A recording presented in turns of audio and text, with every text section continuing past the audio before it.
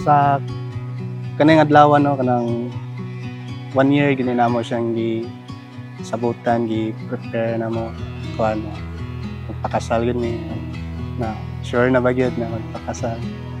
Ready naman gid ning duha gyud na kuan take to another step among relationship, especially karon na naman may duha ka bata. So like, we think it's time that we introduce ourselves to the Lord that we're getting married then.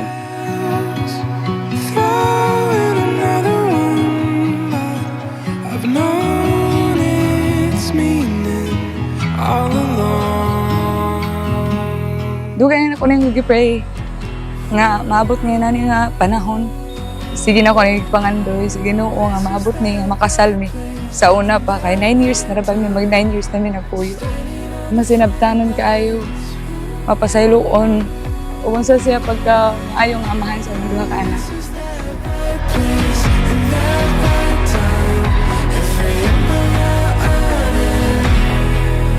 And it's only just begun. Only just begun. Oh, we've only just begun.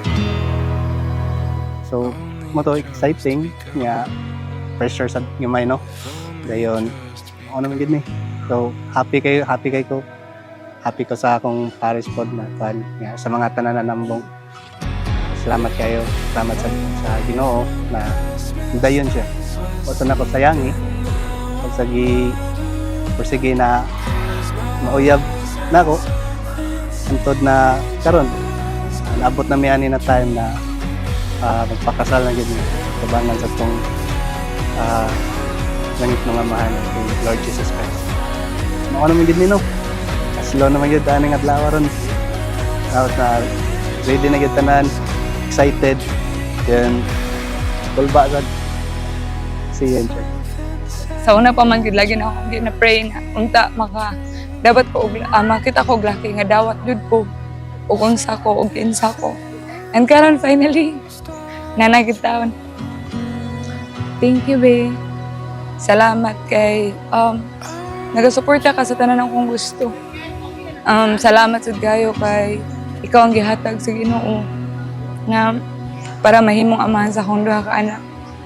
Salamat kay sa always nga pagka masinabtanan nimo sa ako lagi ka nagasuporta kung sa akong ganahan o basta love kay tika. See you in church. Sa pagkumpas ng iyong kamay, aking landas ginagabay. Nag-iisang tiyak sa 1,000 duda, silong sa iyak at pagluluksa.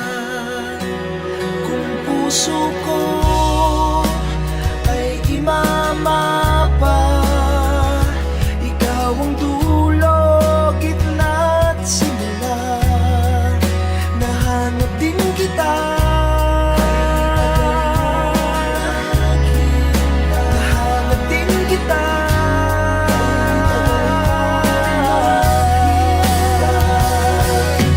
Kung maligaw man at mawala, at umikot man sa kawalan, sa bawat kailan, sino't saan, Kamo ngayon JX Tula Marie, una sa mga panahon na ngani bawat kanan, mula sa dilig pagsunod kamay, andun ay gamay na panag-alis apan nabangit ko ng hipon.